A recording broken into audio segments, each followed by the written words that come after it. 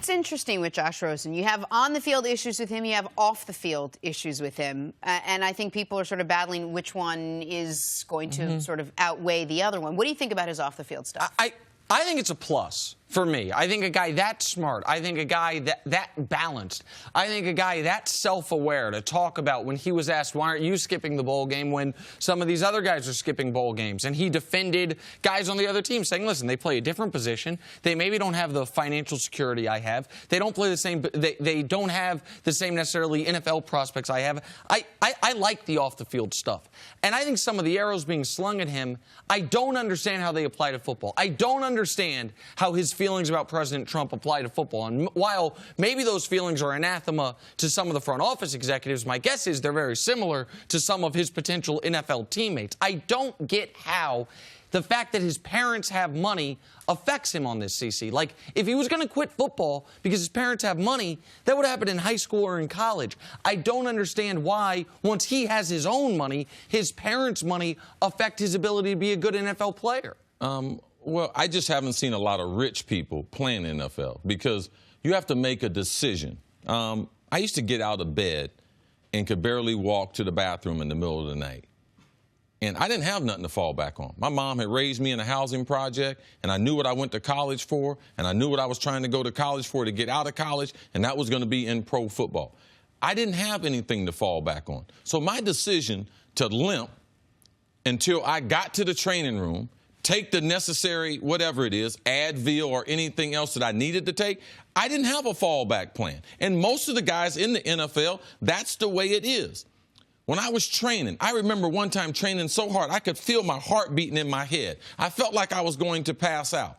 When you're rich, it's hard to do those things. It's easy to come into the league and be broke and make a lot of money, but it's really hard to make all those sacrifices when you're rich. When you're in high school, you're the best one out there. He was the second best high school player in the country. The game's easy for him. At UCLA, it was easy for him until he got hit. That's my biggest problem. I don't have a problem with him off the field. I don't have a problem with him, guy thinking he's smart. I don't have a problem with any of those things. I don't think he has a character issue.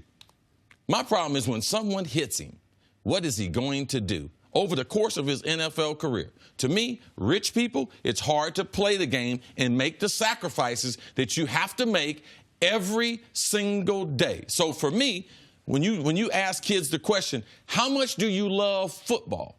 Oh, I love football. No, I'd be willing to do anything. I'd be willing to hurt another guy for this game. Now, I want to see if Josh Rosen has that same mentality, because to me, a lot of time, it doesn't come with kids who are very rich. Cece, I totally understand the actual durability concerns. That's, to me, a totally fair point. But some of the great players in our game are sons of great players in our game.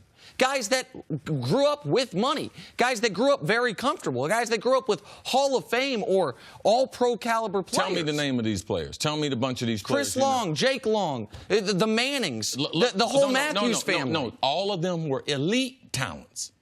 So was he. No, all of them were elite talents who came from their family business was football, Nick, compared to owning a business and making millions in some other business that you know that's the option. What they saw was their daddy, typically their role model and their hero, go out. And typically what they did, they tried to live up to their dad's expectations. So now your example that you use, it's not a great example because this is very, very rare. But we've also have thousands of other kids. I raised one. Jerry Rice raised one. Kids who didn't make it. And why didn't they make it? I can't tell you the reason, but talent and this is my family business. Can I stay in this family business? It has a huge difference. And how you're raised has a huge difference on your outlook once you get into the league. Well, just a quick question before we break. What about him on the field? I mean, if you take all that stuff aside, do you see this guy really being successful as a quarterback in the NFL? I'm concerned about his body. I'm concerned about, can he take the pounding? He does not avoid conflict in the pocket. Well, he gets hit square an awful lot. So his inability to avoid people, I believe, is going to be a problem. All right. Thanks for watching. Subscribe here to get the latest from the show. Also, be sure to check out more of the best clips from First Things First, or go watch a few segments from our other shows on FS1.